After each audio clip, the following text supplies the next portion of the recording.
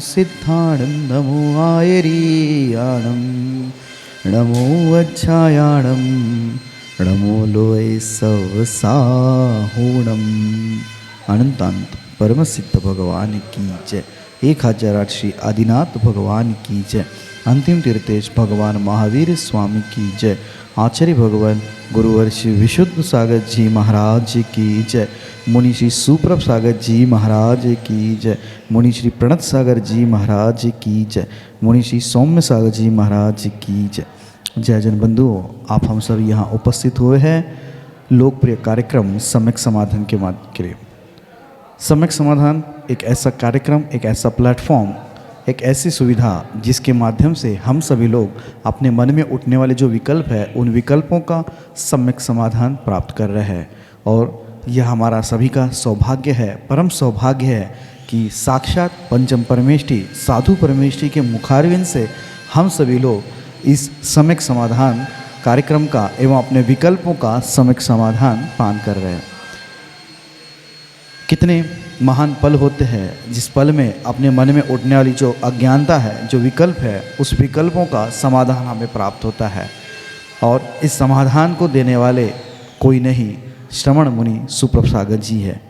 मुनिषि के मुखारविंद से हम सभी लोग प्रतिदिन ये कार्यक्रम एवं सम्यक समाधान का पान करते हैं और अपने मन में उठने वाले विकल्पों का समाधान प्राप्त करते हैं। प्रतिदिन यह कार्यक्रम टीवी के माध्यम से, यूट्यूब के माध्यम से, फेसबुक के माध्यम से आप सभी तक पहुंचाया जाता है एवं उसके माध्यम से आप सभी लोग लाभान्वित भी हो रहे हैं और उनके माध्यम से आपके विकल्प भी हम तक पहुंच रहे हैं। उस विकल्पों का समाधान मुनिषि के द्वारा प्रतिदिन किया जा रहा है और ऐसा समाधान आप और भी प्राप्त कर सकते हैं। अपने मन में उठने विकल्प हम हमें व्हाट्सएप के माध्यम से नीचे पट्टी पे स्क्रॉल पे जो नंबर चलते हैं उसके माध्यम से ये व्हाट्सएप के द्वारा आप अपना विकल्प हम तक पहुंचा सकते हैं। उस विकल्पों को एकत्रित करके मुनिषि के द्वारा उस सम्यक समाधान आपको प्रदान किया जाएगा। शुरुआत करते हैं आज की उस मंगल बेला को मुनिषि के चरणों में कोटिशा नमोस्तु करते हुए मुनिषि प्रणत सागर जी महाराज से यह निवेदन करते हैं कि हे स्वामी, आज के कार्यक्रम को गति प्रदान करते हुए संचालित करें। नमोस्तु नमोस्तु नमोस्तु। ओम नमः सिद्धेभ्यो। नमो नमः सत्तुहितंकराय वीराय भव्याम्बुजभास्कराय अनंतलोकाय सुरार्चिताय देवादिदेवाय नमो जिनाय देवादिदेवाय नमो जिनाय। पंच परमेष्ठी भगवान की परम पूज्य आचार्य भगवंत गुरुवर विशुद्ध सागर जी मुनि महाराज जी की, परम पूज्य मुनि श्री सुप्रभ सागर जी महाराज जी की।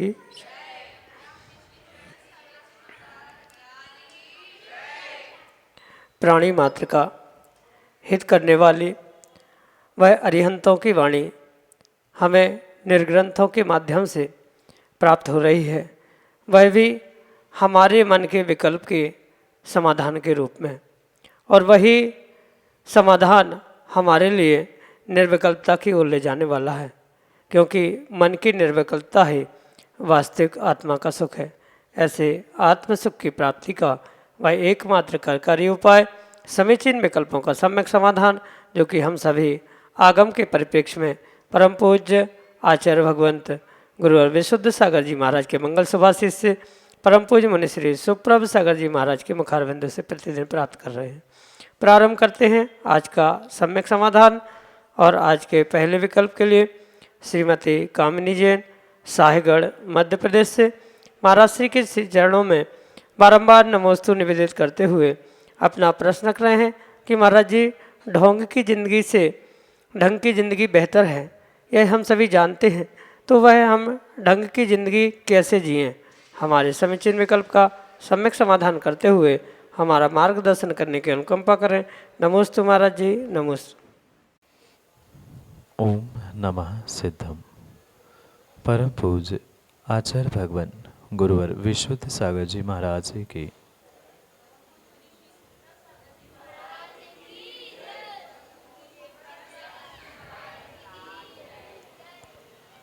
जीव आज तक जितने भी दुख प्राप्त कर रहा है वह नियम से उसके अपने उस ढोंग भरी जिंदगी के कारण से ही प्राप्त कर।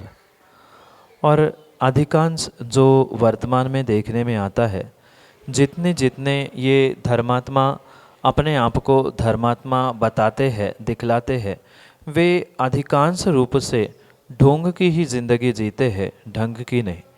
क्योंकि जहाँ भी किसी भी प्रकार से किसी कार्य के निमित्त से दिखावा होता है वहाँ नियम से ढोंग होता ही होता है। चाहे वह धर्मात्मा पने का ढोंग हो, चाहे घर में परस्पर में प्रेम वात्सल्य का ढोंग हो। ढोंग अनेक प्रकार का होता है और ढोंग की जिंदगी भी अनेक प्रकार की हुआ करती। और साथ में ये भी समझना होगा कि उस ढोंग को व्यक्ति तभी करता है जब उसके भीतर कहीं न कहीं माया कषाय का सद्भाव होता है। यानी मायाचारी के अभाव में जीव कभी भी ढोंग की जिंदगी नहीं जी सकता। और वास्तविकता में जिसने उस सरलता को, सहजता को, उस मार्दव आर्जव आदि गुणों को, धर्मों को प्राप्त किया है, उसे किसी प्रकार से ये कहना नहीं पड़ता है कि ढोंग की ज़िंदगी क्या है और ढंग की ज़िंदगी क्या है। इसलिए सबसे पहले अगर आप अपने जीवन को, अपने ज़िंदगी को ढंग की ज़िंदगी बनाना चाहते हैं तो जीवन की असलियत और स्वयं की उस दुर्लभ मनुष्य पर्याय की कीमत को समझने की आवश्यकता है। क्योंकि वास्तविकता क्या है, वास्तविकता सत्यता ना समझने के कारण या ढोंग की जिंदगी जीने के कारण, मायाचारी करने के कारण से मुझे क्या फल मिल सकता है आदि का विवेक नहीं होने के कारण से ही जीव आज तक इस ढोंग भरी जिंदगी को जीता आया है। मायाचारी करने से तिर्यंच पर्याय मिलती है, मायाचारी और साथ में लोभ कषाय का वहाँ प्रादुर्भाव होने से, क्योंकि लोभ के लिए ही मायाचारी अक्सर देखने में आती है। लोभ मात्र धन का नहीं होता, मान, प्रशंसा, सम्मान आदि के भी कारण होता है। तो मान कषाय भी वहाँ हो गई, साथ में लोभ कषाय, मायाचारी, इन सभी कषायों की सत्ता से ही जीव नियम से उन दुर्गतियों को प्राप्त करता है। और दुर्गति में होने वाले उन दुखों को प्राप्त करने वाला भी आपका स्वयं का ही जीव है, आप स्वयं हैं। इसका निर्णय करते हुए ही व्यक्ति को स्वयं के विवेक से ही ढोंग और ढंग इन दोनों की जिंदगी में अंतर करने की आवश्यकता है। भले ही व्यक्ति कई बार इस सत्यता को जानता है कि मैं गलत कर रहा हूँ, मैं ढोंग कर रहा हूँ, मायाचारी कर रहा हूँ, ये मेरी वास्तविक भाव नहीं है, वास्तविक क्रिया नहीं है, पर फिर भी उसके रिजल्ट को भी जानते हुए वह व्यक्ति अपने उस मोह के कारण, ममत्व के कारण, या ऐसा कह दो अज्ञान के कारण वह जानकर भी उस सच्चाई को मान नहीं पाता। और ये पक्का है कि जहाँ सत्यता को जानने के साथ मानना नहीं होता है वहाँ नियम से ढोंग की जिंदगी और मायाचारी अवश्य ही होती है। इसलिए इससे बचने के लिए आपको वस्तु की सत्यता को, जो आप जानते हैं, उस सत्यता को मात्र जानने से, वास्तविकता को, सच्चाई के जानने मात्र से काम नहीं होने वाला है। वहाँ नियम से जो आप जानते हैं उसे मानने की भी आवश्यकता है। पर मान तभी पाओगे जब आपके भीतर की मान कसाई जाएगी। किसी भी प्रकार से अगर मान है तो आप मान नहीं सकते। ये कषायों का जो चक्र है अनादि से जीव के भावों में और परिणामों में, परिणति में अवश्य ही चलता आ रहा है, जिसके कारण से ही ये ढोंग की जिंदगी जी रहा है। क्योंकि माना कि कोई व्यक्ति अपने आप को धर्मात्मा दिखाना चाहता है तो वहाँ पर कुछ उसके मन की नहीं हुई तो उसे तुरंत उसे मंदिर में ही या देवशास्त्र गुरु के पास क्रोध आया, गुस्सा है। पर सबके सामने अगर गुस्सा दिखाया जाए तो लोग गुस्सेल कह देंगे, क्रोधी कह देंगे, तो तुरंत ही उसके भीतर ये लोभ प्रकट हुआ कि नहीं, मैं सबके सामने गुस्सा नहीं करूँगा। भले ही भीतर उसके परिणाम बिगड़ रहे हैं, वो गुस्से के भाव कर रहा है, पर बोल नहीं पा रहा, कह नहीं पा रहा, क्योंकि लोग क्या कहेंगे, कोई कुछ कह देगा। इसलिए तुरंत ही उस मान सम्मान की पुष्टि के लिए लोभ कषाय सताती है और व्यक्ति मायाचारी करते हुए ढोंग का जीवन प्रारंभ करता है। इसलिए जो सच्चाई आपको पता है, सत्यता आपको पता है, उसको जानने के साथ साथ मानना भी होगा, उसके दुष्परिणामों को भी आपको समझना होगा। आज तक उठाए हुए उस दुखों का कारण मात्र और मात्र ये ढोंग भरी जिंदगी, दिखावे की ही जिंदगी है। इसलिए इस ढोंग भरी दिखावे की जिंदगी से अपने आप को पार होने के लिए या ढंग की जिंदगी को प्राप्त करने के लिए हमें उस जीवन के असली रंगों के साथ साथ अपने समय को, अपने इस जीवन के मनुष्य पर्याय की अनमोल क्षणों को समझते हुए, दुर्लभता को समझते हुए, होने वाले उसके डिसएडवांटेज या होने वाले उसके जो दुष्परिणाम हैं उनको समझते हुए ही ढोंग की ज़िंदगी से ढंग की ज़िंदगी की ओर अपने अपने विचारों से और जीवन के भिन्न भिन्न रंगों से ही समझने की, प्राप्त करने की आवश्यकता है। यही आपके लिए सम्यक समाधान।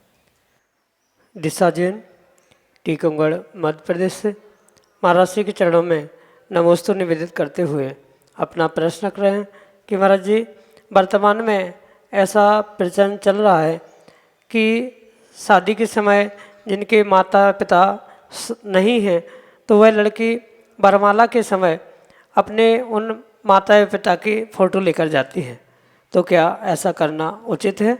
हमारे समीचीन विकल्प का सम्यक समाधान करने की अनुकंपा करें। नमोस्तु महाराज जी, नमस्ते। माता पिता होते हैं और माता पिता की फ़ोटो मात्र फ़ोटो, तस्वीर, चित्र ही होती। किसी भी प्रकार से माता पिता की फ़ोटो के माध्यम से आप उनकी कमियों को पूर्ण नहीं कर सकते, क्योंकि वर्तमान में शादी के निमित्त से जितनी विपरीतताएँ शायद आज तक नहीं हुई थी, उससे कई अधिक विपरीतताएँ उन क्रियाओं के माध्यम से देखने में आ रही है। मात्र माता पिता के फ़ोटो ही नहीं, अपितु संगीत में फेरे हो या अन्य भी जितना फुहड़पना वहाँ देखने में आता है, वह वास्तव में आगम की कोई भी पद्धति में नहीं निहित होता है। पूर्ण रूप से ये समझे, जो पूर्व काल में सामान्य रूप से ये व्यवस्थाएं बनाई जाती थी या संस्कार होते थे, वही वास्तविकता में शादी आदि मंगल कार्यों की रस्म या क्रियाएं हुआ करती। वर्तमान में तथाकथित जो अर्ध ज्ञान को प्राप्त हुए जो ज्ञानी विद्वान हैं, वे वास्तविकता को, आगम प्रमाणों को ना समझते हुए मात्र अविवेक से नई नई परंपराएं, नई नई व्यवस्थाएं बनाते हुए और पुरानी व्यवस्थाओं को बिगाड़ते हुए देखने में आ रहा है। इसका किसी भी प्रकार से कोई आगम में प्रमाण नहीं है। किसी की फ़ोटो, किसी की तस्वीर किसी प्रकार से उस व्यक्ति की वहाँ पर पूर्णता करने के लिए योग्य नहीं हो सकती। और ये भी ध्यान रखें, पूर्व समय में भी ऐसे उन बच्चों के, युवाओं के विवाह होते थे जिनके माता पिता नहीं थे, पर ऐसे उस मांगलिक कार्यों में उन रस्मों को, इन क्रियाओं को पूर्ण करने के लिए किसी दूसरे अपने आप्त इष्ट को या कोई दूसरे बुजुर्गों को उस समय के लिए माता पिता बनाया जाता था। जैसे कई स्थानों पे भी आपने देखा होगा, किसी दीक्षार्थी की दीक्षा भी होती है, वहाँ भी धर्म के माता पिता बनाए जाते हैं। तो यहाँ तक तो उचित है कि जिसके माता पिता नहीं है तो धर्म के माता पिता बनाकर घर के किसी बुजुर्गों को वह कन्यादान या आदि जो भी रस्में हैं वो करवाना, ये भिन्न विषय है। पर फोटो तस्वीर रखकर जो वर्तमान में ये कार्य किए जा रहे हैं, ये किसी भी प्रकार से आगमोक्त कार्य नहीं है। ये वर्तमान में प्रारंभ की गई हुई बिना हाथ पैर वाली परंपरा है, इसलिए इसकी पुष्टि नहीं हो सकती, ये उचित नहीं है। यही आपके लिए सम्यक समाधान। अशोक जैन, डुंगासरा, मध्य प्रदेश से अगले समीचीन विकल्प के लिए ऑडियो मैसेज के रूप में हमारे सामने। अहंकार और ममकार में क्या अंतर है? मैं अशोक जैन, डुंगासरा। नमोस्तु महाराज जी, क्वेश्चन का जवाब। चाहे आप अहंकार कह दो, चाहे ममकार कह दो, दोनों भी पूर्ण रूप से उस मान कसाय की ही परिणति है। भले ही भिन्न भिन्न शब्दों में उसको कहा जाता है, पर वास्तविकता यही है कि जहाँ मान कसाय का उदय होता है, वही ये सब घटित होते हुए देखने में आता। बहुत सारे लोगों का ये चिंतन है, सोचना है कि स्वाभिमान, अभिमान, अहंकार, मान कसाय ये भिन्न भिन्न विषय है, पर आगम के परिप्रेक्ष्य में ये किसी भी प्रकार से भिन्न भिन्न नहीं है, अपितु पूर्ण रूप से मान कसाय के उदय के निमित्त से ही ये होने वाले भाव है। अपने आप को सब कुछ मानना यही अहंकार है और मैं ही सब कुछ हो ये मानना ममकार है। मात्र किंचित शब्दों के निमित्त से उसका शब्दार्थ बदला जा सकता है, पर चाहे स्वाभिमान हो, चाहे अभिमान हो, चाहे मान हो, अहंकार हो या साथ में ममकार हो, इन सभी को आपको पर्यायवाची के रूप में ही समझने की आवश्यकता है। स्वयं के प्रति जो बुद्धिपूर्वक मैं अहम, मैं ऐसा हूँ, ऐसा ही मेरा कार्य है, मैं नहीं समझ पा रहा हूँ, या किसी प्रकार से अपने ही लिए लेकर जो अहंकार की परिणति या मान कषाय की परिणति है, उसे कथनचित हम ममकार कह सकते हैं। और साथ में जो अपने स्वयं के साथ साथ अपने संबंधित जो वस्तुएं हैं, उन वस्तुओं को लेकर जो व्यक्तियों को लेकर जो आपकी मान कषाय की परिणति चल रही है, उसे कथनचित हम अहंकार कर सकते हैं, कह सकते हैं। इसलिए दोनों में बहुत सूक्ष्म शब्दार्थ की ही अपेक्षा से अंतर हो सकता है। वास्तविकता आगम के परिप्रेक्ष्य में दोनों पूर्ण और पूर्ण रूप से मात्र और मात्र मान कषाय की ही परिणति है, जो कि छोड़ने योग्य ही है। यही आपके लिए सम्यक समाधान। अनेकांत जैन, वर्धमान कॉलोनी, सागर, मध्य प्रदेश से अगले समीचीन विकल्प के लिए। नमोस्तु महाराज जी, मेरा प्रश्न यह है कि कुछ लोग अपने जैन धर्म में कुल देवता या दूसरे देव आदियों को मानते हैंगे या देवी देवताओं को मानते हैंगे, तो उनके लिए क्या है, ये सही है कि गलत है, कि कोई देवियों को मानना सही है या गलत है? देवी और देवताओं को तो प्रत्येक व्यक्ति को मानना ही चाहिए। जो इन देवी देवताओं को नहीं मानता है, वह आगम के परिप्रेक्ष्य में मिथ्या दृष्टि होता है, क्योंकि जो जैसा है उसको वैसा मानना यही वास्तविकता में सम्यक है, और उसको वैसा नहीं मानना उसे ही आचार्य भगवंतों ने मिथ्यात कहा। पर पुनः ये बात बहुत अच्छे से समझे कि जो देवी देवताओं को मानता है और देवी देवताओं को ही मानता है, वह नियम से मिथ्या दृष्टि ही हुआ करता है। इसलिए इन दोनों बातों को बहुत विवेकपूर्वक समझे कि देवी देवताओं को अगर आप मात्र देवी देवता रूप में ही मान रहे हो तो वह सम्यक है। उनको किसी परमात्मा के रूप में, प्रभु के रूप में, ईश्वर के रूप में या पंच परमेष्ठी के रूप में स्वीकार कर रहे हो तो वह पूर्ण रूप से मिथ्यात ही है। पर अगर उन देवों को आप मान ही नहीं रहे हो, जैसे बहुत सारे जीव है, बहुत सारे त्यागी व्रती है और बहुत सारे ज्ञानी तथाकथित है जो उनके अस्तित्व को ही नहीं मानते, देव होते ही नहीं हैं, देव मिथ्याई दृष्टि होते हैं आदि, ये सभी परिकल्पना मिथ्यात है, मिथ्या दृष्टि की ही हुआ करती।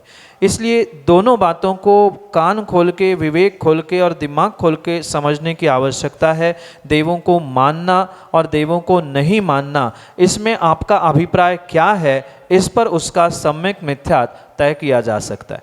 अगर देवी देवताओं को आप परमात्मा ईश्वर का रूप देकर मान रहे हो तो वह आपका विपरीत मानना होने से आप मिथ्या दृष्टि कहलाओगे। पर देवी देवताओं को मानोगे ही नहीं कि वह चार निकाय के, चतुर्निकाय के देव होते हैं, भवनवासी, व्यंतर, ज्योतिष, वैमानिक आदि देव होते ही नहीं हैं, ऐसा भी मानोगे तो भी आप मिथ्या दृष्टि ही कहलाओगे।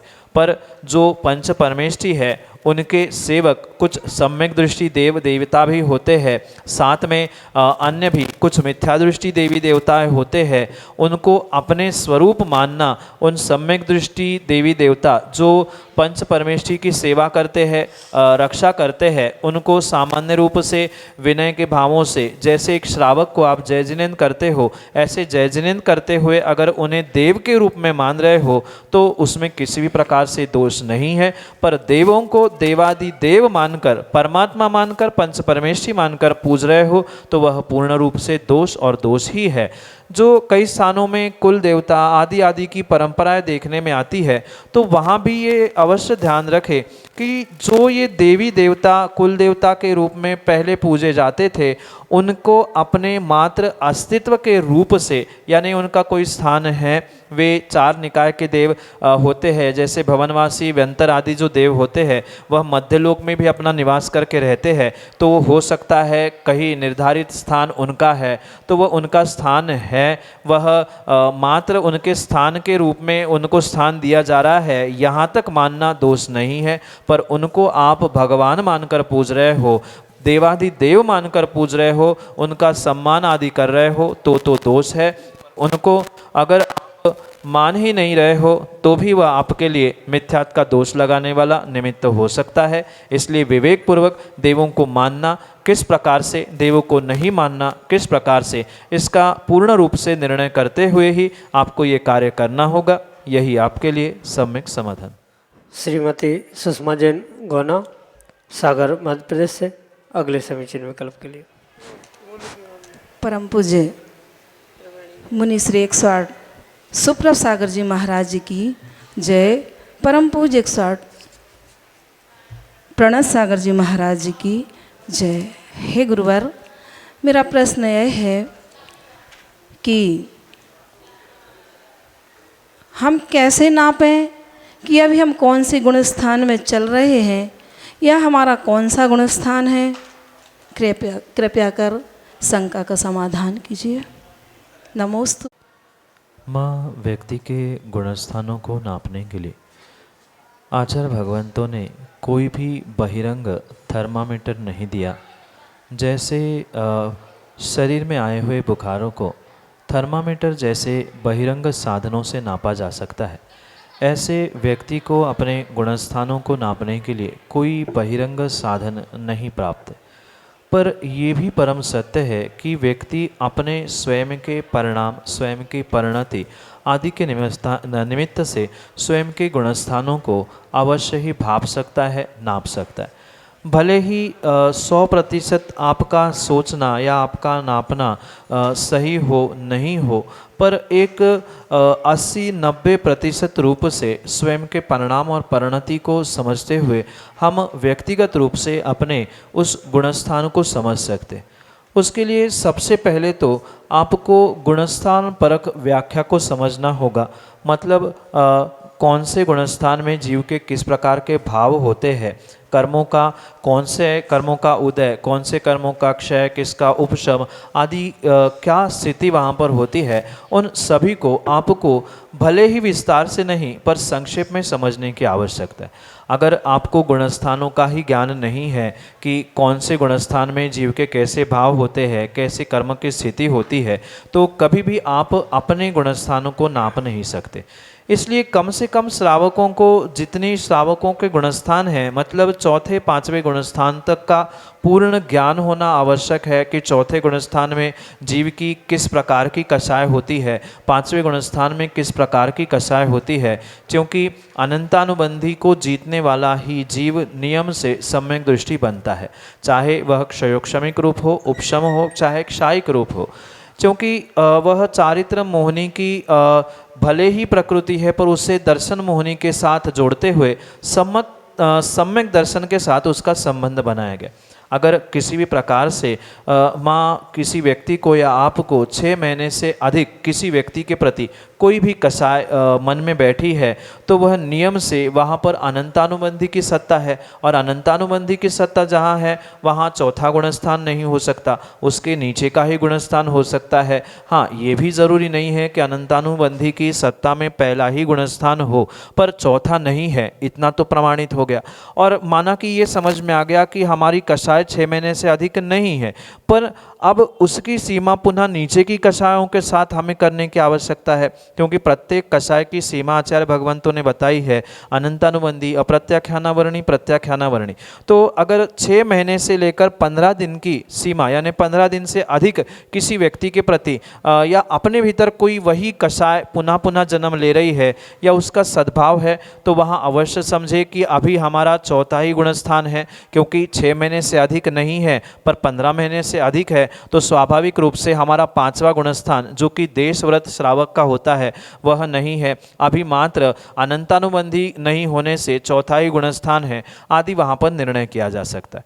और वही अगर आपके कषायों के परिणाम माना कि किसी कारण से आपको समझ में आ रहा है कि आपको जीवों के प्रति कुछ अंशों में दया उत्पन्न हुई है, आपने द्रव्य रूप से उन 12 व्रतों को ग्रहण किया है, दूसरी प्रतिमा आपने धारण की है, या दूसरी हो या उसके आगे की प्रतिमाओं को आपने द्रव्य रूप से धारण किया है, उसके जो जो क्रियाकलाप कहे गए हैं उनको आप भावों से प्राप्त कर रहे हो, जीवों के प्रति दया प्रेम वात्सल्य के साथ तत्वों के प्रति श्रद्धान है, 7 तत्व सच्चे देवशास्त्र गुरु पे श्रद्धान है, और साथ में वह अप्रत्याख्यानावरणी कषाय का उदय नहीं है, यानी 15 दिन के पहले ही अगर आप अपनी कषायों की उपशम न कर रहे हो, बदल रहे हो, तो पूर्ण रूप से वहाँ ये समझना होगा कि वहाँ पर आपका 5वां गुणस्थान होने की संभावना है, क्योंकि वास्तविकता तो स्वयंभू जाने, केवली भगवान जाने के स्वयं जाने, पर स्वयं वर्तमान में हम छद्मस्त होने के कारण से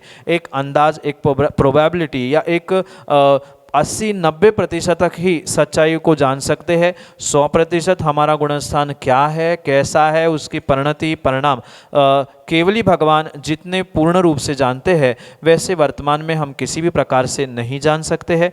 पर ये अवश्य समझे, भले ही बहिरंग कोई थर्मामीटर नहीं है, पर अगर सच्चे विवेक और भावों के साथ हम अपने स्वयं के परिणाम और मात्र परिणाम ही नहीं, कुछ अंशों में परिणति को भी पकड़ने का प्रयास करेंगे, तो हम नियम से अपने गुणस्थानों को समझ सकते। माना कि कोई व्यक्ति ये कहता है कि मुझे तो सच्चे देवशास्त्र गुरु पे श्रद्धा है, पर उसका अगर रात्रि भोजन का त्याग नहीं है, 8 मूल गुणों का धारण करना नहीं है, श्रावक के 6 आवश्यक उसे पता नहीं है, तो वह किसी भी प्रकार से चौथे गुणस्थान वर्ती भी नहीं हो सकता। और बीच के 2 गुणस्थानों को समझने की आवश्यकता ही नहीं है, चाहे दूसरा हो चाहे तीसरा हो, वह गुणस्थान नीचे गिरने के हैं।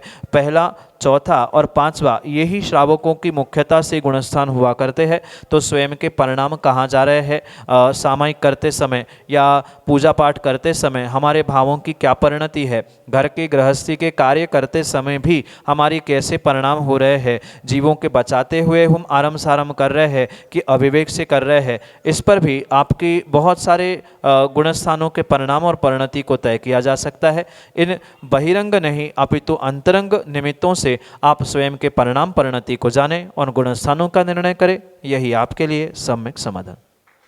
जय जन बंधुओं, हम सभी लाभ ले रहे थे लोकप्रिय कार्यक्रम सम्यक समाधान का। प्रतिदिन यह कार्यक्रम 5:13 पे यूट्यूब चैनल सुप्रभ उवाच के माध्यम से प्रसारित होता है। मुनिषी सुप्रभ सागर जी का नाम सुप्रभ, वाणी का पर्यायवाची नाम उवाच, सुप्रभ उवाच, यस यूट्यूब चैनल के माध्यम से मुनिषी के प्रवचन एवं ये सम्यक समाधान प्रतिदिन प्रसारित होता है। आप सभी लोग चैनल को सब्सक्राइब करें एवं बेल आइकन को जरूर दबाएं, ताकि नोटिफिकेशन के द्वारा आप सब चीज़ों को अप टू डेट रह सकते हो। प्रतिदिन मुनिषी के प्रवचन शाम को 7:40 पे जिनवार टीवी के माध्यम से प्रसारित होते हैं। आप सभी लोग घर बैठे मुनिषी के प्रवचन के लाभ जिनवार टीवी के माध्यम से ले सकते हैं। सम्यक समाधान यह कार्यक्रम प्रतिदिन ठीक 4 बजे अपने आदिनाथ टीवी चैनल के माध्यम से प्रसारित होता है। एक नया TV channel Adinath TV channel, जिसके माध्यम से यह सम्यक समाधान का प्रसारण ठीक 4 बजे होता है। आप सभी लोग घर बैठे टीवी के माध्यम से भी इस कार्यक्रम का लाभ लेते हुए अपने मन के उठने वाले विकल्पों का सम्यक समाधान प्राप्त कर सकते हैं। 8707548811 यह हमारा व्हाट्सएप का नंबर है। आप इस व्हाट्सएप के नंबर पे अपने विकल्प भेज सकते हैं एवं इस विकल्पों को एकत्रित करके मुनिषी तक पहुंचाया जाएगा और मुनिषी के मुखारविंद से हम सभी लोग उसका सम्यक समाधान प्राप्त करेंगे। अगर आप व्हाट्सएप से टाइप नहीं कर सकते हो तो एक कागज़ पेन पे अपना नाम, अपने शहर का नाम, अपना विकल्प लिख के उसकी फ़ोटो खींच के आप हमें व्हाट्सएप कर सकते हैं एवं उस फ़ोटो को व्हाट्सएप के द्वारा हम तक पहुंचा दें एवं उसके माध्यम से आप अपने विकल्प हम तक पहुंचा सकते हो। सम्यक.समाधान@gmail.com यह हमारी ईमेल की आईडी है। अगर आप ईमेल के माध्यम से आप अपने विकल्प भेजना चाहते हो, अपने ईमेल के माध्यम से अगर आप ज़्यादा उसको अपने विकल्पों को हम तक पहुंचाना चाहते हो, तो हम अपने विकल्पों को आप जीमेल के माध्यम से सम्यक.समाधान@gmail.com इसके माध्यम से आप आपके विकल्प हमारे तक पहुंचा सकते हो। प्रतिदिन मुनिषी के प्रवचन 2:30 पे आदिनाथ टीवी चैनल के माध्यम से भी प्रसारित होते हैं। आप सभी लोग आदिनाथ टीवी चैनल के माध्यम से भी मुनिश्री के प्रवचन का लाभ ले सकते हैं। आज के लिए इतना ही। ऐसे ही नाविन्यपूर्ण विकल्पों के साथ हम आप तक पहुंचते रहेंगे। तब तक आप देखते रहे सुप्रभुवाच। आप सभी को जय जिनेंद्र मुनिश्री के चरणों में कोटिशा नमोस्तु नमोस्तु नमोस्तु।